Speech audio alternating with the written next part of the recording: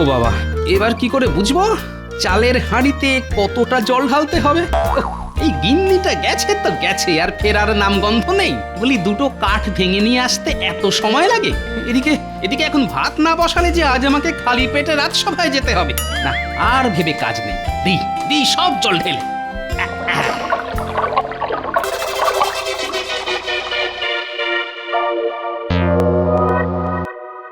যা গেল উনুন নিভে। এসব রান্না বান্না বেটা ছেলেদের কম্য নয়। এখন কি হবে?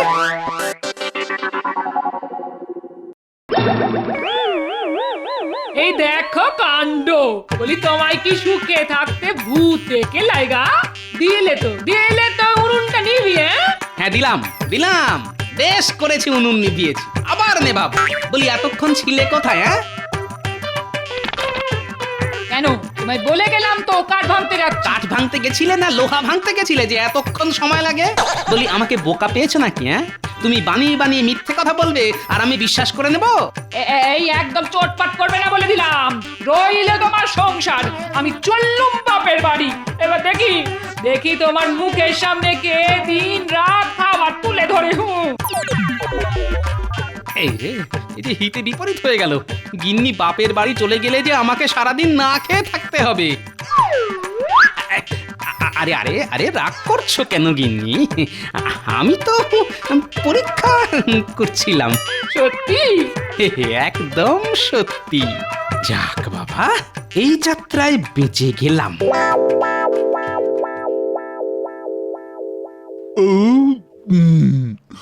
আহ, শান্তি শান্তি। বুঝলে গোপাল, ভাগ্য করে একখানা পাচক ঠাকুর পেয়েছি। যেমন তার হাতের রান্না তেমনি তার রান্নার স্বাদ। আগে সে তো আপনার ঢেকুর তোলার কায়দা দেখেই বুঝতে পারছি মহারাজ। মহারাজ, আমিও কিন্তু মন্দ রান্না করি না। একবার এঁচড় দিয়ে ऐसा চিংড়ি মাছ রান্না করেছিলাম যে সবাই হাত চাটতে চাটতে থালা শুদ্ধ চেটে পরিষ্কার করে দিয়েছিল। একজন তো আবার চিংড়ি ভেবে নিজের আঙুলে এক কামড় বসিয়ে দিয়েছিল। আমি বলি কি মহারাজ, এবার তাহলে আমাদের মন্ত্রী মশাইয়ের হাতেই রাজবাড়ির রান্নার দায়িত্বটা তুলে দিন। সবাই যদি যে যার থালা চেটে পরিষ্কার করে দেয়, তাহলে বাসন মাজার ঝামেলাটা আর থাকে না। এটা তো মন্দ বলনি গোপাল, যাকে বলে এক ঢিলে দুই পাখি। কি মন্ত্রিত্ব ছেড়ে আমি কোমরে গামছা বেঁধে রান্না করব? আর তুমি কি করবে গোপাল? বসে বসে গুলতানি? না না, তা কেন তা কেন? আমি আপনার করা রান্না খেয়ে পরীক্ষা করব সেটা সত্যি খাওয়ার উপযুক্ত কিনা। বলা কি যায়, যদি পেট টেট খারাপ করে। এই আমার রান্নাকে এত বড় অপমান! এই অপমানের বদলা আমি নিয়েই ছাড়বো, এই বলে দিলাম গোপাল। এত সহজে তোমাকে আমি ছেড়ে দেব না। তোমার জন্য এমন একখানা প্যাঁচ কষবো যে এবার তোমার হাল পচা কুমড়োর ঘ্যাঁটের মতন করে তবেই ছাড়বো। এটা হলো মন্ত্রীর মাথা, বুঝেছো? গোপালকে জব্দ করার জন্য এমন একখানা বুদ্ধি মাথায় এসেছে যে এইবার গোপালের হাল সত্যি সত্যি পচা কুমড়োর ঘ্যাঁটের মতন হয়ে যাবে। যাই, তাড়াতাড়ি পা চালিয়ে যাই, একবার মহারাজের সঙ্গে দেখা করে গোপালকে কুমড়োর ঘ্যাঁট বানানোর বুদ্ধিটা দিয়ে আসি।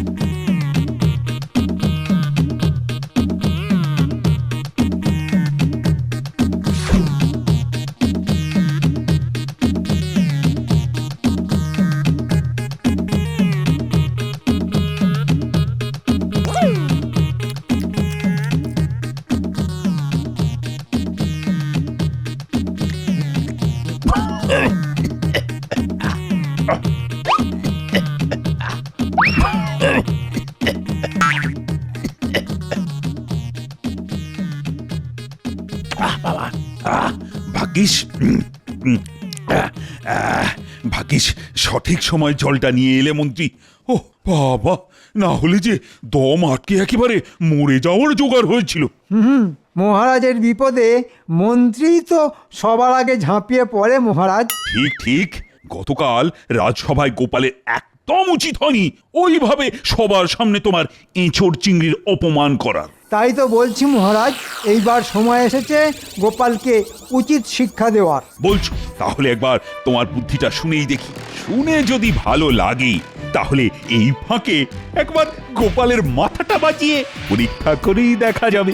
বলছি যে রান্না নিয়েই যখন যুদ্ধটা শুরু হয়েছে, তখন রান্না দিয়েই গোপালকে জব্দ করতে হবে মহারাজ। আমি জানি রাজসভার সবাই কম বেশি রান্না করতে পারলেও গোপাল রান্নার রও জানে না। তাই রাজসভার সব সদস্যদের নিয়ে যদি একটা রন্ধন প্রতিযোগিতার আয়োজন করা হয়, তাহলে দাঁড়িয়ে দাঁড়িয়ে মাথা চুলকানো ছাড়া গোপালের যে আর কিছুই করার থাকবে না। ঠিক বলেছ মন্ত্রী।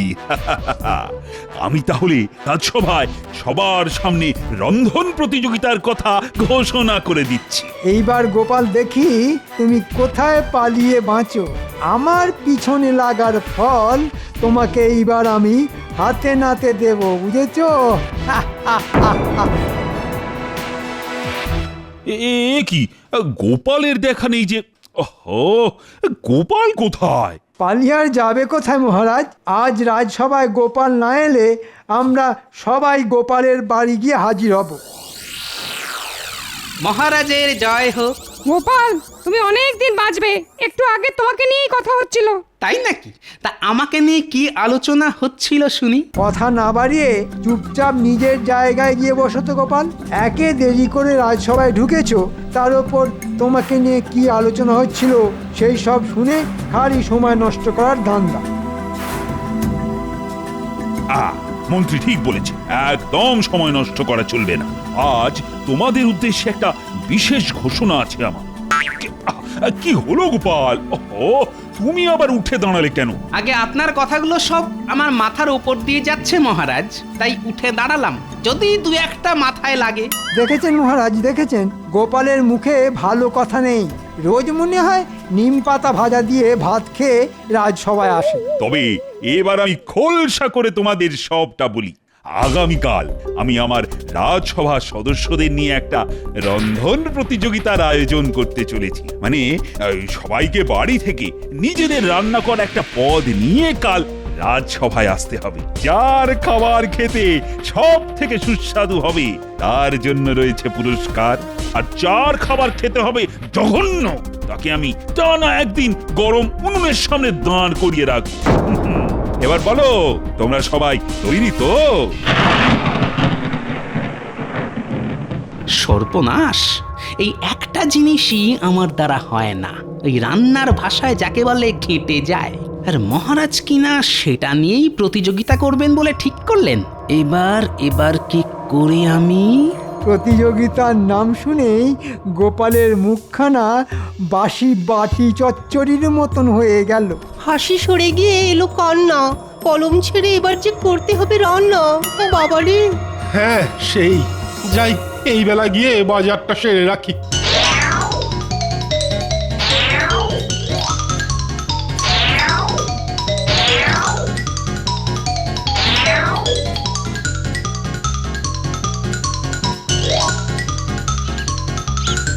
বলি, শুয়ে পড়ে না থেকে একটু বাজারের দিকে যাও না, যাও।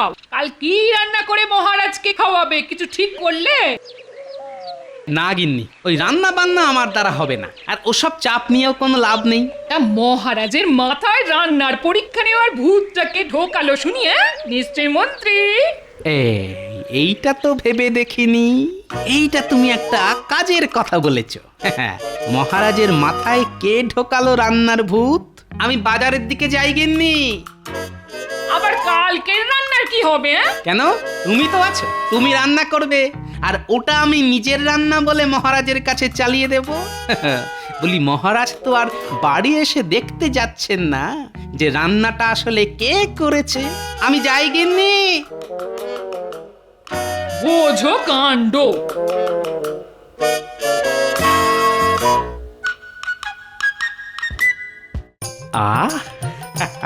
জব্বর গন্ধ বেরিয়েছে গিন্নির করা রান্না থেকে। এই রান্না মহারাজের মুখে পড়লেই মহারাজ প্রশংসা না করে থাকতেই পারবেন না। যাই যাই, তাড়াতাড়ি পা চালিয়ে যাই। ও বাবা, বাবা, আজ যে রাজসভা খাবারের গন্ধে একেবারে ম ম করছে। কই কই দেখি তোমরা নিজের হাতে কি কি রান্না করে নিয়ে এসেছো। আগে মহারাজ, আমি করেছি এই একটা নতুন ধরনের পদ, নাম দিয়েছি তরোয়ালি শিঙি। এটা খাবার পদ না যুদ্ধের ময়দানের নাম সেনাপতি মশাই? আগে রান্না করার সময় এই খুন্তি খুঁজে পাইনি, তাই ওই তরোয়াল দিয়েই শিঙি মাছের এই পদটা রান্না করেছি কিনা তাই এমন অদ্ভুত নাম। বেশ বেশ, নিয়ে এসো দেখি।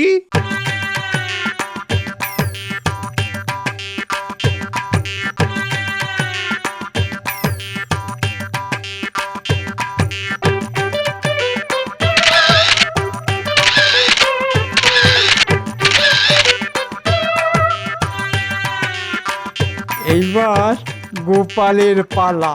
এই যে আমার গিন্নি এসে গেছে।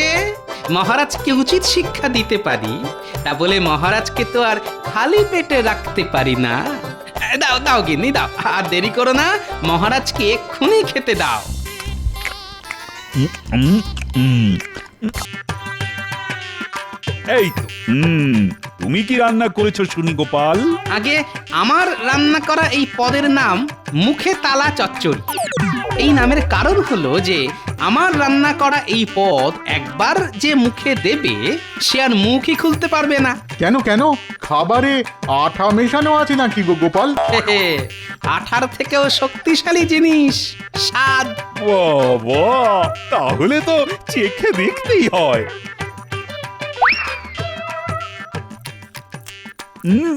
বাহ বাহ বাহ, সুন্দর সুন্দর, কোনো জবাব নেই। নিঃসন্দেহে আজ রন্ধন প্রতিযোগিতায় এইটাই সব থেকে সুস্বাদু খাবার। আপনার মনে হয় কোনো ভুল হচ্ছে মহারাজ? আমি একবার চেখে দেখি।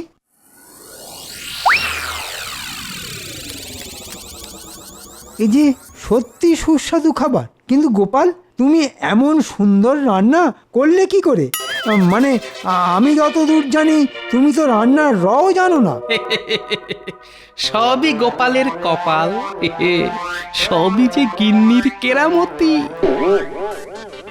মহারাজ, নিশ্চয়ই কোনো গোলমাল আছে। আমার মনে হয় গোপাল আপনাকে ঠকিয়েছে। বলো কি, আমি যে নিজের হাতে চেখে দেখলাম গোপালের রান্না করা সেই সুস্বাদু খাবার। মহারাজ, গোপাল নিশ্চয় ওর গিন্নিকে দিয়ে রান্না করিয়ে তবে সেটা রাজসভায় নিয়ে এসেছে। ঠিক, এটাও হতে পারে। আমি তো আর গিয়ে দেখতে যাইনি আসলে কে রান্নাটা করেছে। আর গোপাল এই সুযোগটা কাজে লাগিয়ে আমাদের বোকা বানিয়ে চলে গেল মহারাজ। অত সহজে যে মহারাজ কৃষ্ণচন্দ্রকে বোকা বানানো যায় না মন্ত্রী। হ্যাঁ, আমি মনে মনে চাইছিলাম আজ গোপালের রান্না যেন সব থেকে সুস্বাদু হয়। কি বলছেন মহারাজ? আমরা তো গোপালকে শিক্ষা দেওয়ার ফোন দিয়ে এঁটেছিলাম। আজ সবার সামনে গোপাল অজান্তেই এটা প্রমাণ করে দিল যে সে রান্না করতে পারে। এইবারেই তো জমবে খেলা। মন্ত্রী, রাজপ্রাসাদের পাচক ঠাকুর সহ রাজ্যের সব রান্না ঠাকুরদের আজ রাতেই একসঙ্গে তীর্থ করতে পাঠিয়ে দাও। বলে দাও 10 দিনের আগে যেন না ফেরে। সে কি, তাহলে কাল থেকে আগামী 10 দিন আপনার জন্য রান্না করবে কে মহারাজ? কেন? আরে গোপাল তো আছে। সে যে সবার সামনে প্রমাণ করেছে সে রাজসভার সব থেকে ভালো রাঁধুনি। তাই কাল থেকে গোপাল আমার জন্য রান্না করবে। দেখি এবার গোপাল কেমন চালাকি করতে পারে। বুঝেছি, এবার আমার কাছে সব জলের মতন স্পষ্ট। আমি এক্ষুনি গিয়ে পাচক ঠাকুর সহ রাজ্যের সব রান্নার ঠাকুরদের একসঙ্গে তীর্থে পাঠিয়ে দিচ্ছি মহারাজ। মহারাজের বুদ্ধি তো নয়, যেন কষা মাংস। আহা!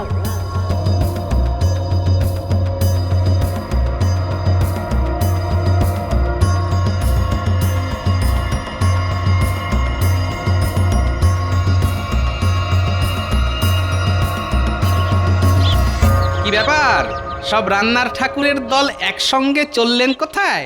আমরা তীর্থে যাচ্ছি। সে কি সবাই একসঙ্গে তীর্থে?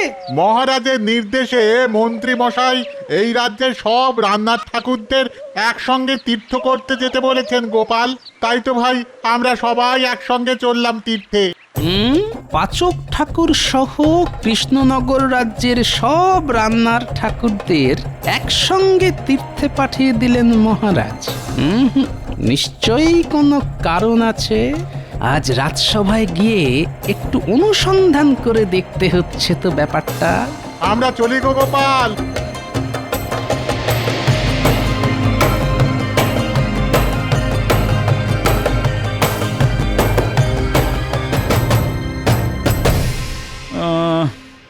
ওহ, রাজ্যের সব রান্নার ঠাকুররা যে একসঙ্গে তীর্থে চলে গেল মন্ত্রী। আগে হ্যাঁ মহারাজ, তার মধ্যে রাজবাড়ির পাচক ঠাকুরও আছে। ভালোই নাটক শুরু করেছে দেখছি মহারাজ আর মন্ত্রী মিলে। এবার তাহলে কি হবে বলো তো? মানে কাল থেকে রাজবাড়িতে রান্না হবে কি করে? তুমি তো ভালো রান্না করতে জানো গোপাল। পাচক ঠাকুরের অবর্তমানে তুমি তাহলে রাজবাড়ির রান্নার খুন্তি ধরো। কি বলেন আপনারা?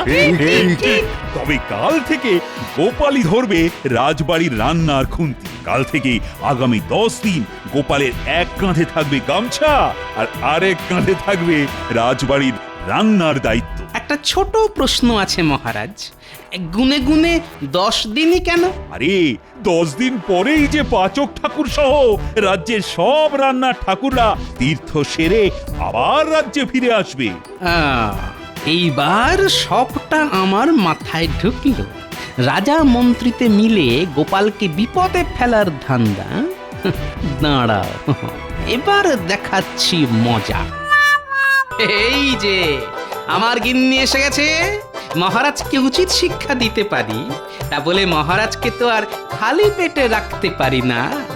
দাও দাও গিন্নি দাও, আর দেরি করো না, মহারাজকে এক্ষুনি খেতে দাও। কাল মহারাজকে এমন জব্দ করব যে ভাত তো দূরের কথা, জল খেয়েও হজম করতে পারবেন না। তবে তার আগে একটা ছোট্ট কাজ বাকি আছে, সেটা আগে সেরে ফেলি চট করে।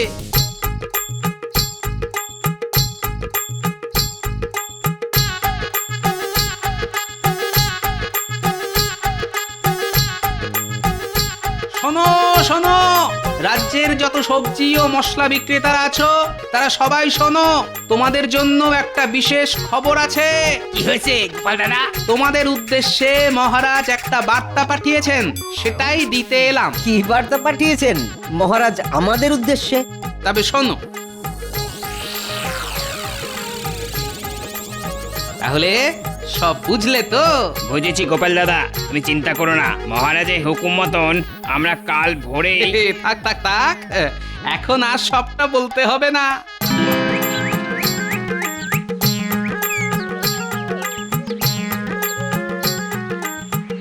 উফ বাবা, খিদের চোটে পোলাও কালিয়ার স্বপ্নটাও ভেঙে গেল যে।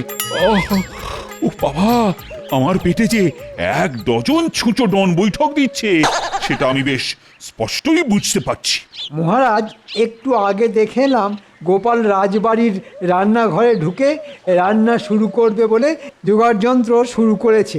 আজ সবার সামনে গোপালের মুখোশটা টেনে খুলে দিতেই হবে। তাই না? বেশ বেশ, তাই হবে।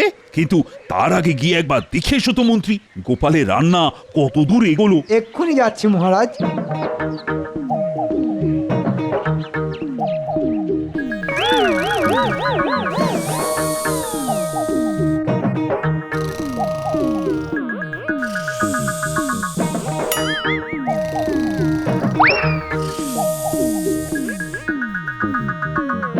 মহারাজ, গিয়ে দেখে এলাম গোপাল রান্নাঘরে শুয়ে শুয়ে নাক ডাকছে, রান্নার শুরু করেনি। কি এত বড় সাহস!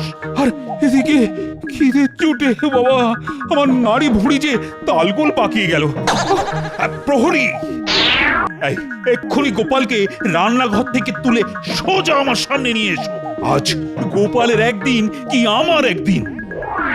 ঠিক বলেছেন মহারাজ, আজ গোপালের ভাগ্যে শুলে চড়াই লেখা আছে।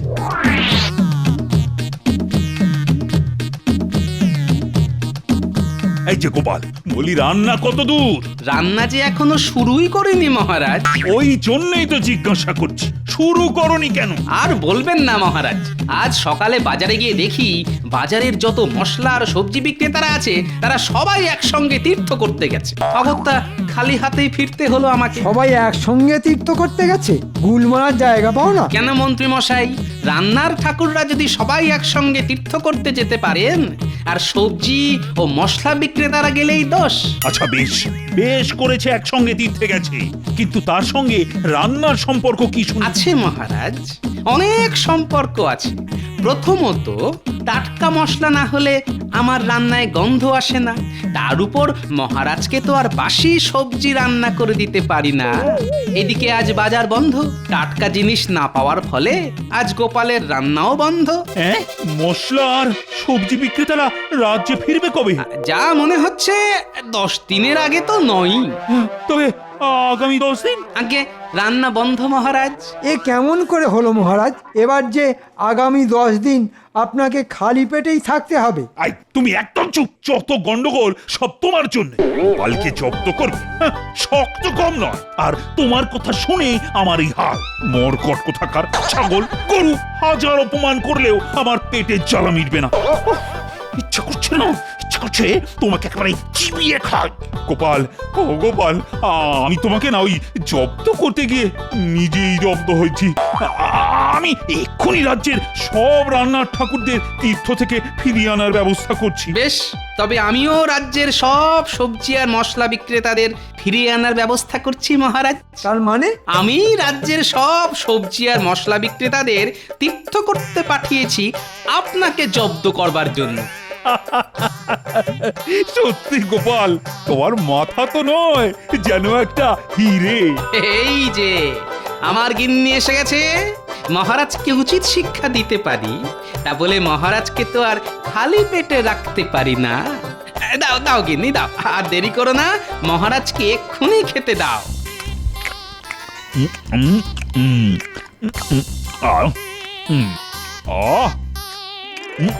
শান্তি শান্তি, কিন্তু গোপাল, খাবারটা যেন আগে কোথাও খেয়েছি বলে মনে হচ্ছে। ঠিক ধরেছেন মহারাজ, এটাই তো গিন্নির রান্না করা মুখে তালা চচ্চড়ি। আমার গিন্নির রান্না করা এই পদ একবার যে মুখে দেবে সে আর মুখই খুলতে পারবে না।